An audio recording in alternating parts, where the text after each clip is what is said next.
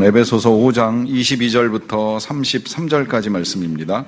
이 계시의 말씀을 제가 받들어 읽어드릴 때 살아계신 주님의 음성을 들으실 수 있기를 바랍니다. 아내들이여 자기 남편에게 복종하기를 주께 하듯 하라. 이는 남편이 아내의 머리됨이 그리스도께서 교회의 머리됨과 같음이니 그가 바로 몸의 구주시니라. 그러므로 교회가 그리스도에게 하듯 아내들도 범사에 자기 남편에게 복종할지니라. 남편들아 아내 사랑하기를 그리스도께서 교회를 사랑하시고 그 교회를 위하여 자신을 주심같이 하라. 이는 곧 물로 씻어 말씀으로 깨끗하게 하사 거룩하게 하시고 자기 앞에 영광스러운 교회로 세우사 티나 주름 잡힌 것이나 이런 것들이 없이 거룩하고 흠이 없게 하려 하심이라. 이와 같이 남편들도 자기 아내 사랑하기를 자기 자신과 같이 할지니 자기 아내를 사랑하는 자는 자기를 사랑하는 것이라. 누구든지 언제나 자기 육체를 미워하지 않고 오직 양육하여 보호하기를 그리스도께서 교회에게 함과 같이 하나니 우리는 그 몸의 지체임이라. 그러므로 사람이 부모를 떠나 그의 아내와 합하여 그 둘이 한 육체가 될지니 이 비밀이 크도다. 나는 그리스도와 교회에 대하여 말하노라. 그러나 너희도 각각 자기의 아내 사랑하기를 자신같이 하고 아내도 자기 남편을 존경하라. 아멘. 지난 주일이 성령 강림 주일이었던 것을 기억하실 것입니다. 한 주간 동안 성령으로 충만하게 사셨습니까? 이 성령의 충만함이라고 하는 거 성령 강림 주일 한 번 지나가면서 우리가 확인하고 갈 일이 아니라 매일같이 지속적으로 이제 우리 안에 일어나야 될 일입니다. 오직 성령으로 충만함을 받으라 당부하셨고 그것이 우리의 삶에 꼭 필요합니다. 어려우면 이렇게 생각을 하셔도 좋아요. 결국 성령님은 이제 우리 안에 거하시는 이제 예수님의 다른 표현이라고도 볼 수 있는데 예수님이 나와 함께 계시니까 이제 그분에게 말 걸고 그분으로부터 들으려고 애쓰고 그분에게 묻고 아뢰고 하는 일들을 이제 수시로 하시면 됩니다. 이게 어떤 신비주의에 빠지자는 말씀을 드리는 것이 아니라 성령님 자체가 굉장히 민감한 영이에요. 이걸 이제 수요일에 비둘기 같은 성령을 통해서 한 번 더 확인을 했는데 성령이 비둘기 같다라고 이제 하나님이 보여주심으로 세례 요한이 본 이유는 성령이 비둘기 같이 온유하면서도 또 한편으로는 이제 민감한 영이라는 거예요. 민감하다는 건 우리가 관심 갖고 찾고 구하면 임하시고 함께 하셔요. 그리고 충만케 하세요. 반대로 우리가 관심을 버리고 무관심하면 처음에는 근심하시다가 시간이 지나면 탄식하시고 이제 나중에는 소멸하시기까지 될 정도로 우리와 멀어지죠. 그 멀어짐이 우리로 하여금 그리스도인다운 삶을 사는데 이제 힘들게 만듭니다. 반대로 말하면 성령으로 충만함이 계속 강조되는 이유는 이게 우리에게 유익을 가져옵니다. 그 유익은 뭐 개인의 유익뿐만이 아니라 이제 모든 관계의 유익을 가져와요. 개인적으로는 우리가 이미 지난주에 다 확인했어요. 성령으로 충만하면 감사합니다. 감사할 수 없는 상황에 감사하는 거예요. 찬송합니다. 노래합니다. 또 이 그리스도를 경외함으로 피차 복종한다 그랬는데 이게 그냥 정말 억지로 굴종하는 것이 아니라 사랑으로 섬길 수 있는 마음이 얼마든지 생겨난다는 거예요.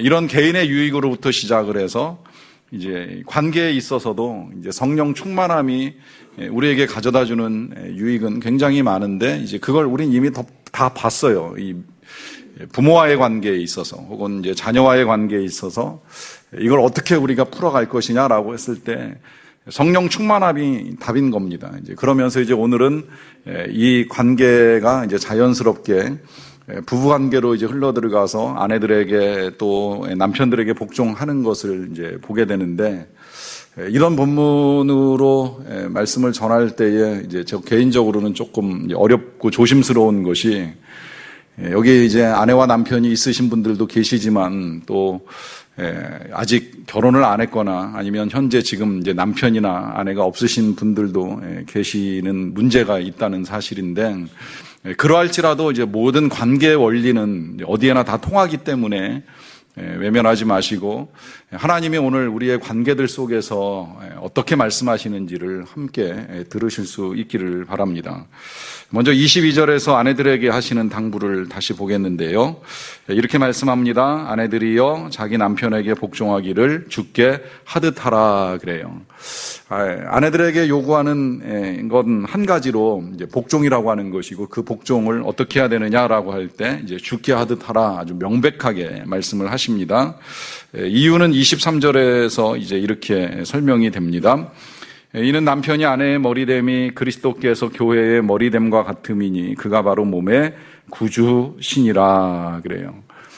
아내가 남편들에게 복종해야 되는 이유는 이제 분명하게 설명이 됩니다. 그건 남편은 아내의 머리라는 거예요. 이 구절은 사실 이제 요즘에는 여러 가지 논란에 휩싸이는 거 알고 있습니다. 남편이 아내의 머리 되는 건 맞는데 그 머리를 움직이는 목이 아내다. 그래서 이 머리는 목에 지배를 받아야 된다는 이야기부터 나오는데, 누가 최근에 그런 이야기 하더라고요. 세상을 지고 흔드는 트럼프, 북미 회담을 한 해 만에 한 해 이러면서 오락가락 하고 있는데, 그 트럼프가 세상을 흔들어도 흔들지 못하는 유일한 한 사람이 있다면서요. 멜라니아라고. 그 부인은 그도 어쩔 수 없어서 손 한 번 맘대로 잡지 못하고 뿌리치는 게 세상에 퍼진 유명한 동영상이 될 정도로 힘들어한다는 거예요. 이만큼 이 남편이 아내를 복종시키는 것이 어렵다는 걸 이미 2000년 전에 이 성경에 알고 기록이 되었지 않았나 싶은 생각이 들 정도로 이 남편 섬겨라, 복종해라 하는 이 부탁에 있어서 주님께 하듯 하라라고 하는 부탁을 하는 거예요. 여기에 제가 이제 또 여러 가지 논란이 있다고 말씀드리는 이유는 이제 그런 이야기도 실제 들어봤어요.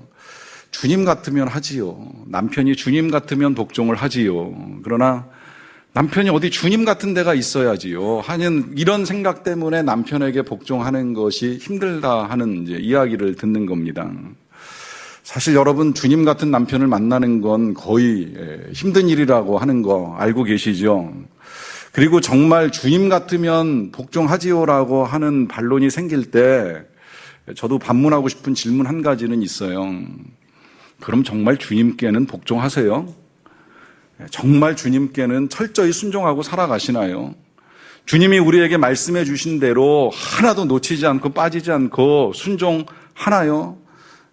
요즘 보면 때로, 물론 다 그런 건 아닙니다만은 때로 정말 이 교회가 그리스도에게 하듯 아내도 남편들에게 복종하라고 말씀하셨는데 과연 교회는 주님께 복종을 하는가? 교회, 우리들은 얼마나 주를 경외하고 주를 섬기는가라고 하는 질문부터 하게 되면 어쩌면 이게 잘 안 되다 보니까 우리가 이 남편에게 복종하는 것이 어려운 거 아닌가라고 하는 이제 질문까지 하게 되는데요.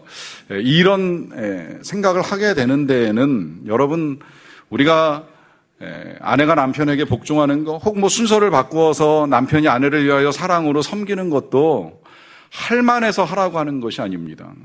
우리가 그리스도인이기 때문에 하라는 거예요. 이미 이 원리는 우리가 부모를 공경하는 원리에서 한번 확인하고 넘어왔잖아요. 부모가 공경할 만해서 존경할 만해서 존경하고 공경하는 것이 아니라 우리가 그리스도인이기 때문에, 우리가 주 안에서 살아가는 주님의 백성이기 때문에 이 일들을 이루어 가야 한다는 거예요.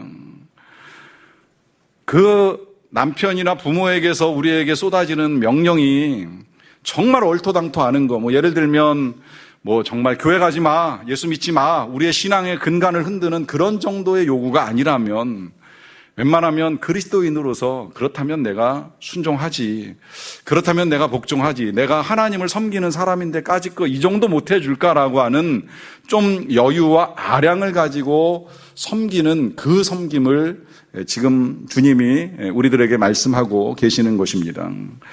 이제 이와 더불어서 남편들에게 말씀하시는 거 또 볼게요. 25절 말씀입니다. 남편들아 아내 사랑하기를 그리스도께서 교회를 사랑하시고 그 교회를 위하여 자신을 주심같이 하라 그래요. 자, 이번에 남편들에게 당부하는 겁니다. 아내를 사랑하라 하는 당부이고, 그 사랑은 주님처럼 주님이 교회를 사랑하시고 교회를 위해서 자신을 주심같이 하라 하는 말씀하십니다. 이 사실은 너무 명백하지만 한번 또 확인해도 좋을 것 같아요.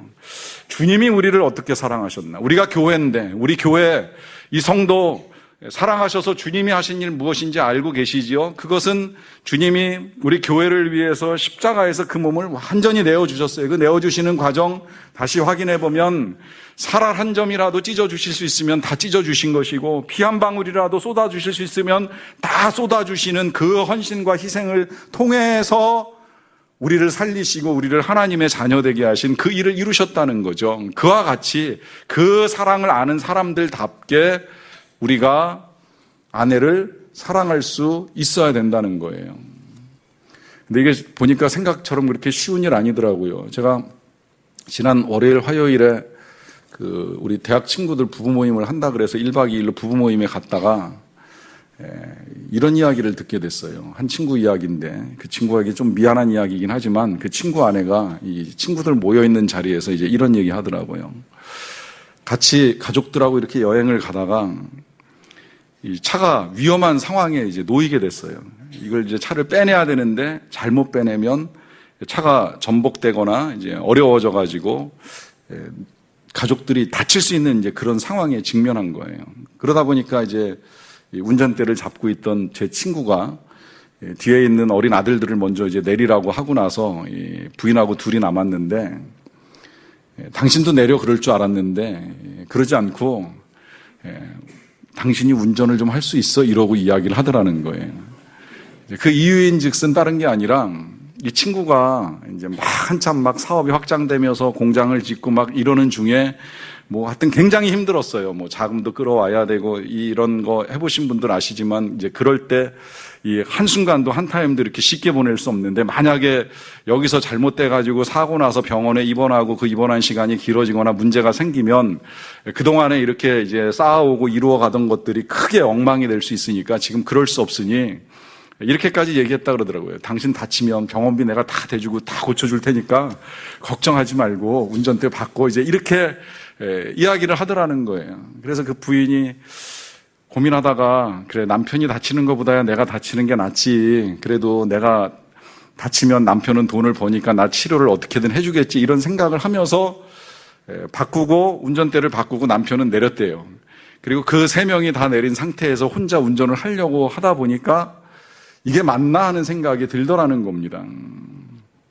감사하게도 사고는 나지 않고 그 자리에서 빠져나오기는 했는데 제가 이제 그 이야기를 들으면서 모든 상황들이 어느 정도 이해는 되는데 좀 아쉬운 거는 이제 이런 거예요.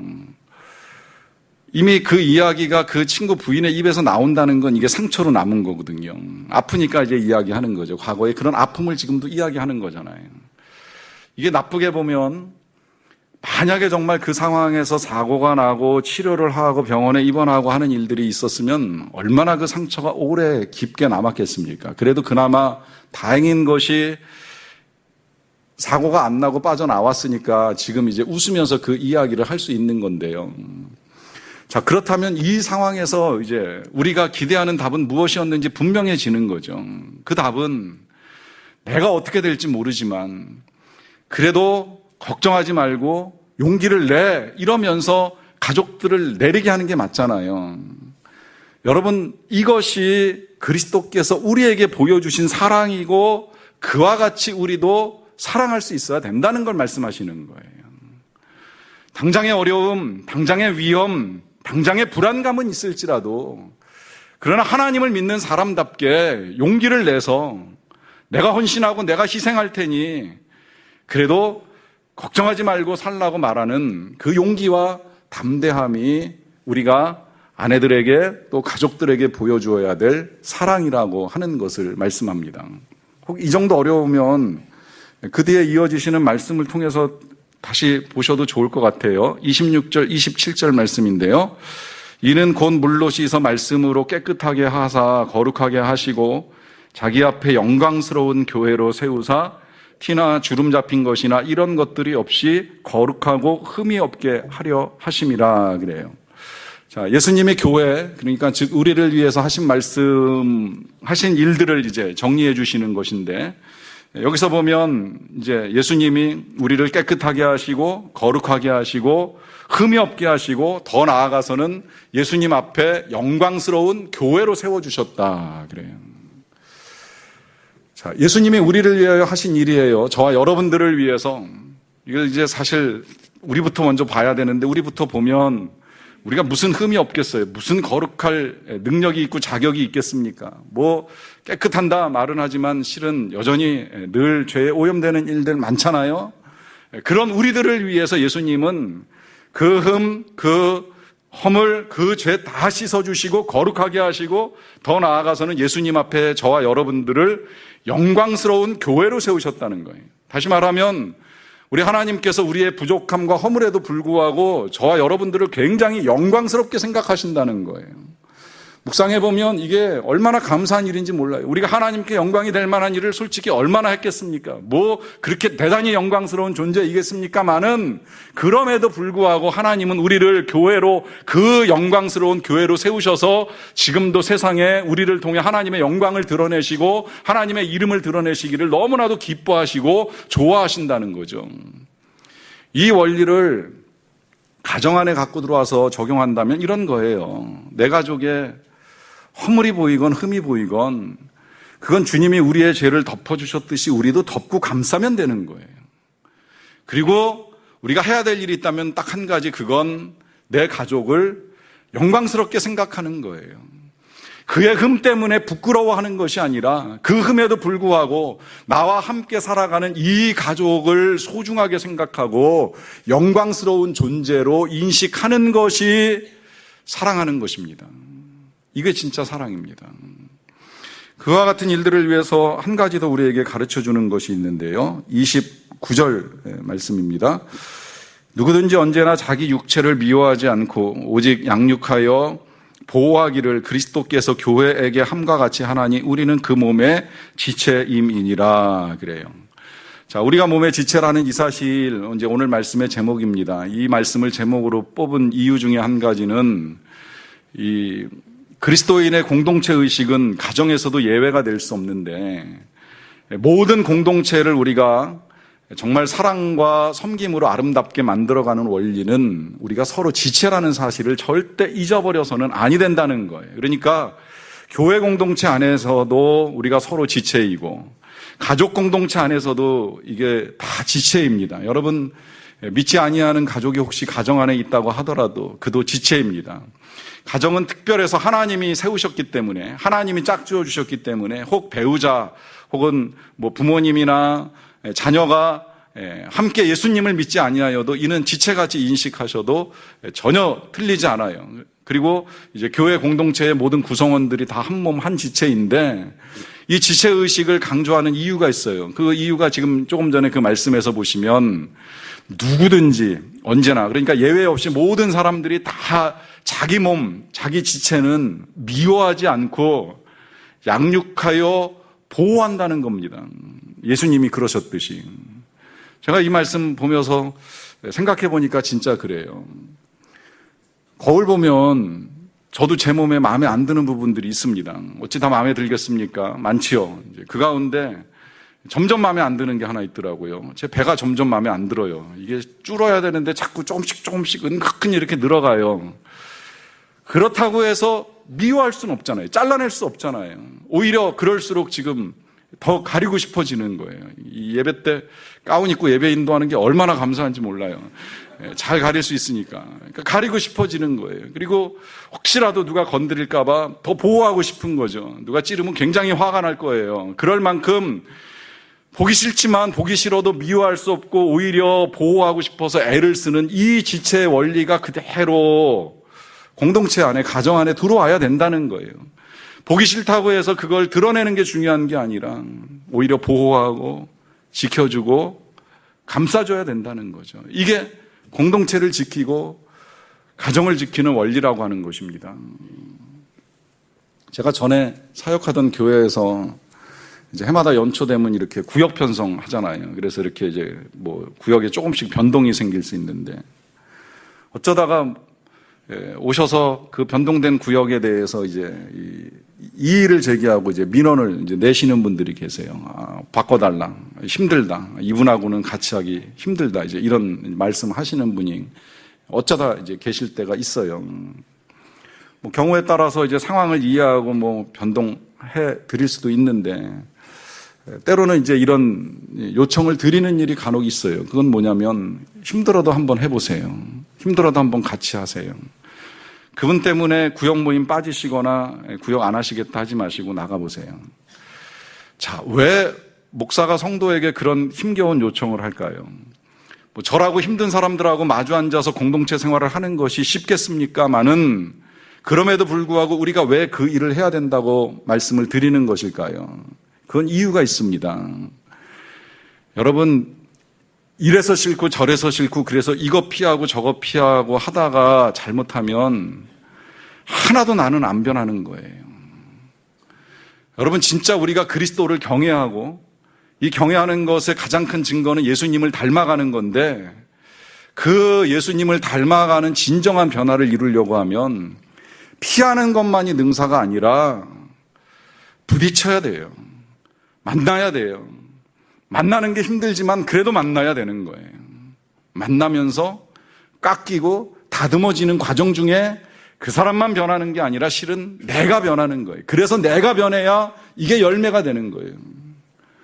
여러분, 그리스도를 닮는 건 성격이 변하고 성품이 변하고 인격이 변하는 건데 나 원하는 거 하고 나 싫은 거 안 하면 변화가 일어나지 않아요. 때로 하나님이 말씀하시는 거 좀 싫지만 싫어도 해보는 거예요. 왜? 그것이 진짜 우리의 변화를 이루어 주니까요.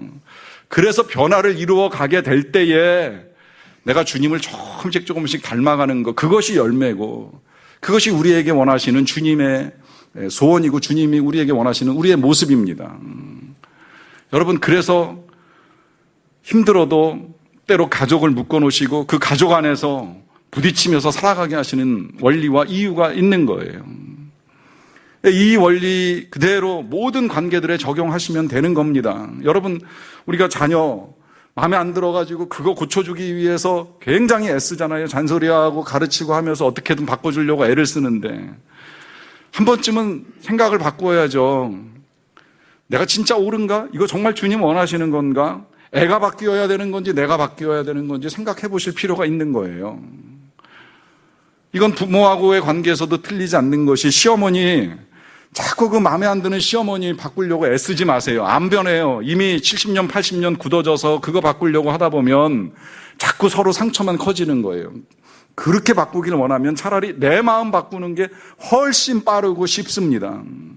그리고 그 내 마음 바꾸는 건 내가 손해보는 것이 아니라 오히려 그 일을 통해서 나를 행복하게 만들고 나를 예수님처럼 만드는 거예요.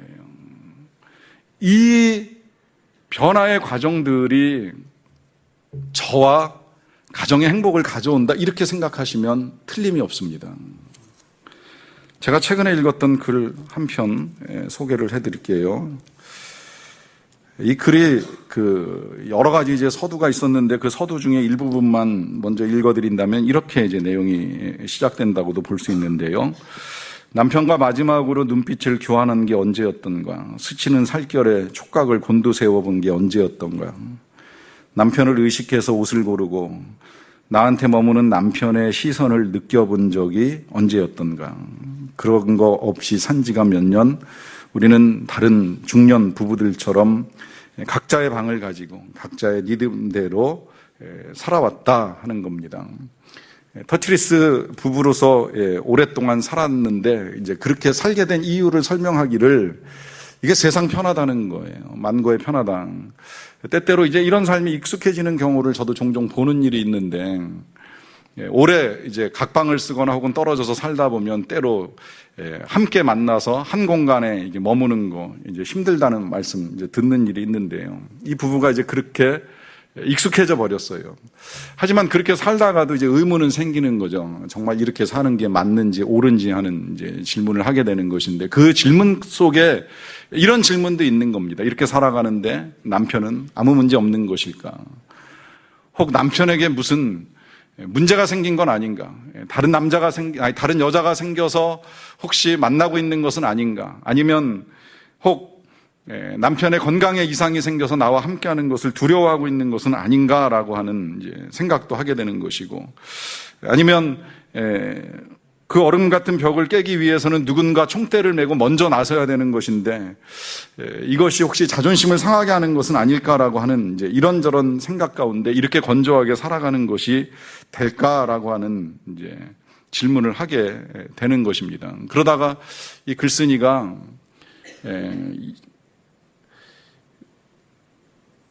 이런저런 생각 끝에 눈물이 나더라는 거예요. 근데 그 눈물을 다 닦기도 전에 남편이 퇴근하고 들어와서 들어오는 남편에게 그냥 아무 생각 없이 매달려서 그 가슴에 얼굴을 파묻고 울었다는 겁니다. 그러자 남편은 아무 질문도 하지 않고 이제 그런 상태에서 가방을 던져버리고 옷을 벗더니 같이 이제 방으로 들어가서 이제 그날 몇 년 만에 한 방을 같이 썼다는 거예요. 이 한 방을 쓴 것이 너무나 좋은데 가장 좋았던 건 정말 오래간만에 같이 속마음을 나누고 길게 이야기를 할 수 있었다는 것에 대해서 이제 좋았다고 하는 말을 하면서 그날 밤에 남편이 다시 방을 합치자라고 하는 제안을 하고 그 제안에 따라서 그렇게 하자라고 이제 결정을 했다는 거예요. 그런데 이 주인공이 글을 쓴 건 그 다음 날입니다. 남편과 아이들을 다 떠나보내고 나서 이제 혼자 다시 여유로운 시간이 생겼을 때 어젯밤에 남편과 나눈 그 이야기가 잘한 것인가라고 하는 의문이 드는 거예요. 왜냐하면 또 생각해 보니 다시 한 방을 쓰면 불편한 게 여러 가지일 텐데 그걸 어떻게 감수하며 살아갈 수 있을까? 지금까지 너무 편하게 지내왔는데 이 편안함이 깨지는 것은 아닌가라고 하는 이제 불안감을 갖게 되는 것이지요. 그럼에도 불구하고 자신들의 결정이 맞다라고 생각하는 이유를 이렇게 마지막에 기록을 해놨습니다. 오늘 하루 제 기분이 구름 위를 걷는 것 같기 때문입니다. 아침부터 괜히 짜증내는 사춘기 딸아이를 저는 웃으면서 안아줄 수 있었습니다. 남편도 마찬가지입니다. 욕실에서 요란하게 콧노래를 부르더니 식탁에 앉아서는 친정 식구들 소식을 자상하게 묻습니다. 이렇게도 살 수 있었는데 왜 우리는 그렇게 살아왔을까요? 여러분, 모든 관계를 깨트리는 원리가 여기서 나오는데 그건 한 가지, 내가 먼저 손 내밀면 됩니다. 내가 먼저 손 내밀면 해결이 됩니다. 내가 먼저 손 내밀지 않고 상대방이 손 내밀어 줄 때까지 기다리면 절대 해결되지 않습니다. 물론 그 일이 때로 쉽지 않아요. 손 내밀어 봤더니 거절당한 상처가 있으면 또 거절되지 않을까라고 하는 두려움이 우리 안에 크게 자리를 잡아서 손 내미는 게 주저될 때도 있습니다. 여러분, 그래서 오늘 본문이 계속해서 모든 관계들을 언급하면서 우리에게 일깨워주는 한 가지 사실이 있습니다. 그건 그리스도께서 하신 대로, 그리스도께서 교회를 사랑하신 대로, 그리스도께서 우리를 사랑하신 대로 우리도 그와 같이 할 수 있다는 걸 일깨워줍니다. 여러분, 우리가 어떻게 하나님의 자녀가 되었습니까? 우리가 어떻게 구원을 받았다고 고백할 수 있게 되었습니까? 죄와 허물로 죽었던 우리가 그리스도와 함께 다시 살리는 일이 우리로부터 시작되었습니까? 아닙니다. 주님이 먼저 우리에게 손 내밀어 주셨습니다. 그 손 내미는 증거가 십자가였고 이 십자가에서 주님이 먼저 우리에게 손 내밀어 주셔서 그 일이 이루어진 것입니다. 아니, 그렇게 손을 내밀어 주셨음에도 불구하고 우리가 그 손을 거절한 건 얼마나 많습니까? 외면할 때는 얼마나 많았습니까? 지금도 주님이 나와 함께 충만하게 기쁘게 즐겁게 살아가라고 여전히 손 내밀어 주시는 일을 하시지만 모른 척하고 외면하고 살아갈 때가 얼마나 많습니까? 그럼에도 불구하고 주님은 지금 또 저와 여러분들에게 손을 내미시면서 내 손을 잡으라고, 그리고 너도 손 내밀어 보라고 말씀하십니다. 여러분, 깨어진 관계, 그 사람과 손을 잡는 게 힘들면 먼저 주님 손을 잡으세요. 내가 주님 손 놓고 있는 거 아닌가 한번 생각해 보세요. 주님을 붙잡으셔야 됩니다. 주님을 붙잡으면 다른 한 손으로 그 사람과 손을 잡을 수 있습니다. 그때 평화가 몰려오고 행복이 찾아옵니다. 그 행복 누리는 저와 여러분들이 되시기를 축원합니다. 기도하겠습니다.